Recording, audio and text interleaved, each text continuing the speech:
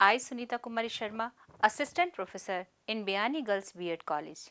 Today, I deliver my lecture on Yashpal committee 1992 अर्थात यशपाल समिति 1992। जैसा कि विद्यार्थियों आप सभी को विदित है कि मैंने इससे पूर्व भी जितने भी आयोग हमारे बने हैं उनमें लगभग सभी पर अपने वीडियो दिए हैं। आज मैं यशपाल समिति 1992 के बारे में आपको बताना चाहूँगी कि आखिर इस समिति की क्या सिफारिशें थी और ये समिति क्यों बनाई गई थी। सबसे पहले मैं बात करूँगी कि जो मानव संसाधन विकास मंत्रालय था, उस मंत्रालय द्वारा मार्च 1992 में एक राष्ट्रीय सलाहकार समिति का गठन किया गया, जिसके अध्यक्ष प्रोफेसर यशपाल थे। प्रोफेसर यशपाल की अध्यक्षता में इस समिति का गठन किया गया और यशपाल के निर्देशानुसार इस समिति का जो कार्य निर्धारित किया गया वो इस प्रकार था। ये समिति शिक्षा से जुड़े हुए व्यक्तियों, अध्यापकों, छात्रों, स्वयंसेवी संस्थाओं इत्यादि के विचार जानने के लिए इस समिति ने सर्वेक्षण किया, कई जगह सेमिनार किए और कई जगह सिंपोजियम भी आयोजित किए। यानी वे जानना चाहते थे कि शिक्षा जगत में ऐसी क्या अभी भी परेशानियां व्यक्तियों को झेलनी पड़ रही है, किन परिस्थितियों में सुधार की आवश्यकता है और अभी और क्या हमारे विद्यार्थियों की आवश्यकता है और हमारे जो शिक्षा जगत से जुड़े हुए लोगों की अभी भी शिक्षा क्षेत्र में क्या सुधार की अपेक्षा रहती है। इसको मद्देनजर करते हुए उन्होंने सर्वेक्षण किया और सेमिनार और सिंपोजियम का आयोजन किया और आयोजित कर समस्या का पता लगाने की कोशिश में उन्होंने जो पाया उसमें उन्होंने इन सिफारिशों के माध्यम से उस चीज़ को बताया। तो प्रोफेसर यशपाल समिति ने जो सिफारिशें की थी उस सिफारिशों में सबसे पहले मैं बात करूंगी नंबर 1। इसमें उन्होंने कहा था कि व्यक्तिगत उपलब्धियों को पुरस्कृत करने वाली प्रतियोगिताओं को हतोत्साहित किया जाए। यानी इनका मानना था कि इंडिविजुअल कई संस्थाएं ऐसी होती है जो किसी व्यक्ति को आगे लाने के लिए व्यक्तिगत प्रतियोगिताओं का आयोजन करती है और जब व्यक्तिगत प्रतियोगिताओं का आयोजन करती है तो निसंदेह एक व्यक्ति को तो लाभ होता है, उसकी प्रतिभा को तो सम्मान मिलता है, लेकिन उसके बाद जो दूसरे व्यक्ति है उनको ऐसा लगता है कि इसी का सम्मान हो रहा है, हमारा नहीं हो पाएगा। तो इस तरह से जो इंडिविजुअल जो प्रतियोगिताओं का आयोजन किया जाता है उन्हें बंद किया जाए, उन्हें आगे ना आने दिया जाए। इस तरह से ना कि केवल एक ही एक व्यक्ति को आगे लेकर के आ रहे हैं, तो इंडिविजुअल प्रतियोगिताओं को बंद करके और आपको सामूहिक गतिविधियों का आयोजन करना होगा, क्योंकि जब तक हम सामूहिक गतिविधियों का आयोजन नहीं करेंगे तब तक बच्चे आगे निकल नहीं पाएंगे।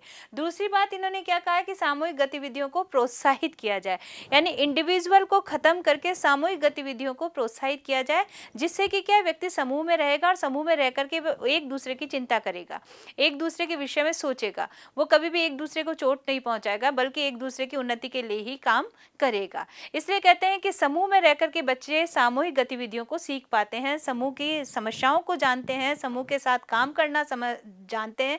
इस तरह से उनमें सामूहिक गतिविधियां पनपने लगती हैं कि समूह के अंदर हमें कैसे काम करना है, किस तरह से एक दूसरे का हमें सहयोग करना है। तो यशपाल समिति ने यही बात कही कि विद्यार्थियों को, यदि हम विद्यार्थियों के बीच यदि कोई प्रतियोगिता करा रहे हैं तो वो सामूहिक प्रतियोगिता कराइए, आप इंडिविजुअल प्रतियोगिताओं को बंद कर दिया जाए और सामूहिक प्रतियोगिताओं को आगे बढ़ावा दिया जाए।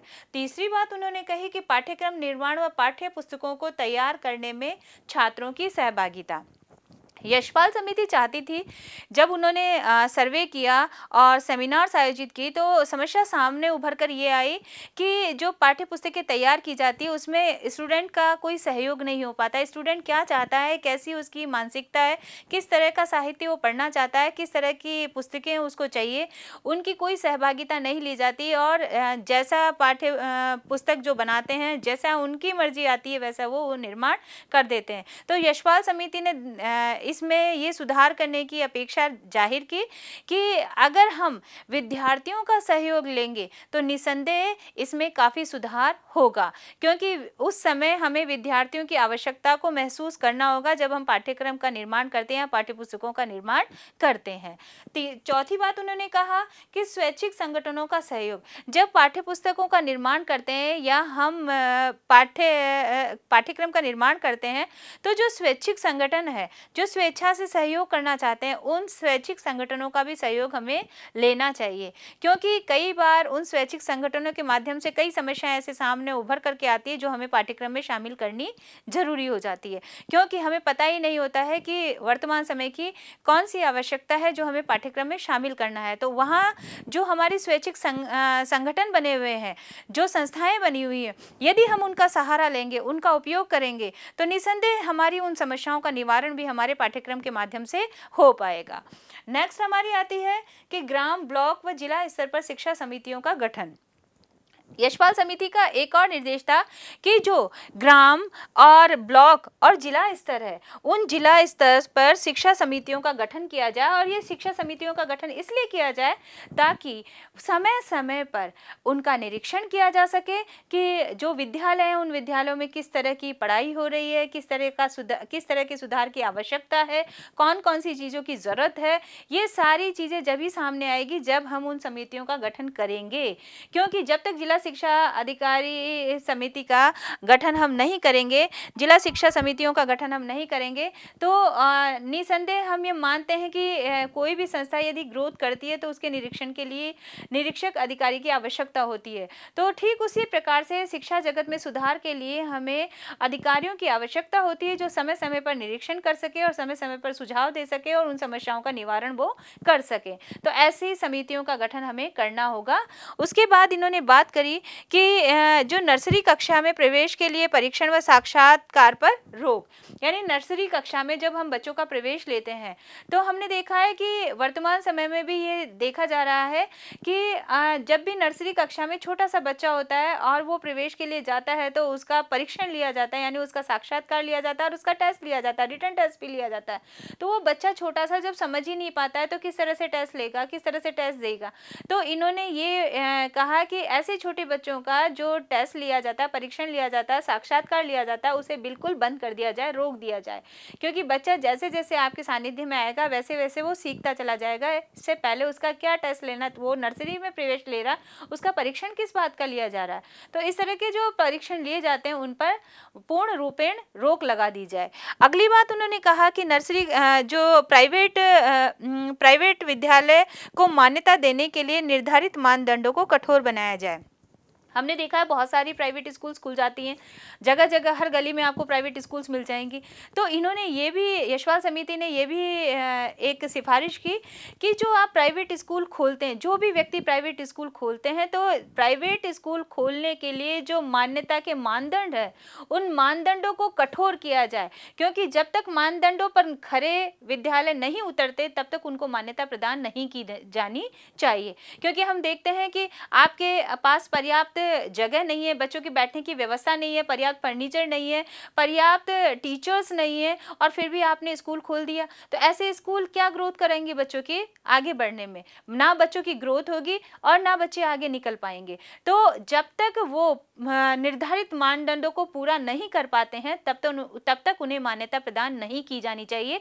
ये सिफारिश भी यशपाल समिति ने की। उसके बाद उन्होंने बात करी कि जो पाठ्य पुस्तकों को विद्यालय संपत्ति बना जाए। उन्होंने एक बात और कही कि जो हमारे बच्चों के ऊपर जो बैग का यानी बस्ते का जो बोझ होता है उस बोझ को भी कम किया जाए, और उस कम करने के लिए उन्होंने एक सुझाव दिया कि जो पाठ्य पुस्तकें हैं वो विद्यालय की संपत्ति मानी जाए, यानी बच्चों के बैग में इतनी पाठ्य पुस्तकें नहीं दी जाए बल्कि उन पुस्तकों को विद्यालय संपत्ति मान करके विद्यालय के अंदर ही रख लिया जाए, और समय समय जो भी उनकी आवश्यकता है उस आवश्यकता के अनुसार उन्हें वो पुस्तकें प्रोवाइड कर दी जाए ताकि वो उन्हीं पुस्तकों को लेकर के अपने घर जाएं और उनसे अपना जो भी उन्हें काम दिया गया उसे कार्य पूरा कर सके। ये नहीं कि सभी पुस्तकें उनके बैग में भर दी जाए, ठूस दी जाए और उस बस्ते के बोझ के तले वो बच्चे दब जाएं। ऐसा भी नहीं किया जाए, बल्कि उन्हें आसानी से वो उस भार को सहन कर सके, इतनी ही पुस्तकें उन्हें आवश्यकता अनुसार दी जाए और बाकी की जो पुस्तकें हैं वो विद्यालय के अंदर रख दी जाएं। ये नहीं कि सभी पुस्तकें उसके बैग में डाल दी जाएं। उसके बाद उन्होंने बात करी कि गृह कार्य पाठ्य पुस्तक से हटकर दिया जाए। उन्होंने बात कही कि जो नर्सरी कक्षाएं हैं उनको तो आप समय अनुसार जैसी भी आवश्यकता हो उसके अनुसार आपको धीरे धीरे आपको काम देना है, एक साथ बहुत सारा बर्डन बच्चों पे नहीं डालना है। लेकिन जो प्राथमिक से अपर प्राइमरी माध्यमिक स्तर के जो स्कूल्स हैं, माध्यमिक स्तर के जो विद्यार्थी हैं, उन विद्यार्थियों के लिए जो गृह कार्य दिया जाता है उसके लिए उन्होंने बात कही कि ऐसे विद्यार्थियों को पाठ्य पुस्तक से हटकर कार्य दिया जाए, क्योंकि पाठ्य पुस्तक के पीछे जो प्रश्न होते हैं टीचर वही गृह कार्य में दे देता है, तो बच्चा उसी को देख करके किताब में से देखता है आंसर और उसको लिख डालता है। तो ऐसा नहीं होना चाहिए। यदि हम पाठ्य पुस्तक के जो पीछे प्रश्न लिखे होते हैं उन प्रश्नों को ना दे करके हम बिल्कुल अलग हट करके कोई प्रश्न देंगे तो उससे क्या होगा, बच्चों की मानसिक का विकास होगा, बच्चा सोचेगा, समझेगा और उसके बाद अपने विचारों में उन प्रश्नों के उत्तर लिखेगा। यदि हम पीछे से उठा के प्रश्नों को दे देते हैं तो बच्चा पुस्तक निकालता है, उसमें से बड़े प्यार से देखता है और उसको छाप देता है। तो मतलब क्या निकलता है, उसने दिमाग लड़ाया ही नहीं। दिमाग पर बच्चा जोर कब डालेगा, जब हम पाठ्य पुस्तक के पीछे से हट करके हम अन्य गृह कार्य उसे देंगे करने के लिए, तब उसके दिमाग की कसरत होगी, तब उसके दिमाग को दिमाग में सोचने और समझने की शक्ति पैदा होगी और तभी वो अच्छा आंसर लिख पाएगा। इस तरह से यशपाल समिति ने काफ़ी सिफारिशें की और उनकी सिफारिशें वास्तव में बहुत सही भी रही, क्योंकि वो नहीं चाहते थे कि बच्चों को किताबों के बोझ के तले दबा दिया जाए। वो सिर्फ यही चाहते थे कि बच्चों को यदि ग्रोथ देनी है, बच्चों को यदि आगे बढ़ाना है, तो इन सारी समस्याओं का निवारण हमें करना होगा। और ये तभी तय हो पाया जब उन्होंने हर जगह, हर प्राथमिक स्तर के विद्यालयों में भी हो गए, माध्यमिक स्तर के विद्यालयों में भी गए और वहां जाकर के वहां के शिक्षकों से भी साक्षात्कार लिया, वहां की जनता से भी साक्षात्कार लिया, वहां के बच्चों से भी साक्षात्कार लिया और वहां के निर्देशक और निर्देशिकाओं का भी साक्षात्कार लिया। तो जब साक्षात्कार लिया तो उसके बाद ही ये समस्याएं उभर कर सामने आई कि इन समस्या ये समस्याएं हमारे सामने आती है और इन समस्याओं का हमें निराकरण करना जरूरी होगा। तो उन्होंने उन्हीं समस्याओं का निराकरण अपने इस 1992 की संस्तुतियों में किया। मेरा मानना है कि वास्तव में यशपाल समिति ने बहुत अच्छा कार्य किया था, क्योंकि हमारे बच्चे बैग के बोझ के तले दबते चले जा रहे हैं। जितने छोटे बच्चे हैं उतना उनका जितना वजन नहीं होगा उससे कई गुना वजन उनके कंधों पर लाद दिया जाता है। तो हमें इन बच्चों को उस बोझ से हटाना है, उस बोझ से मुक्त करना है और उन्हें इस तरह से बनाना है कि उनकी मानसिकता का विकास हो सके, उनका शारीरिक विकास हो सके, उनकी बुद्धि का विकास हो सके।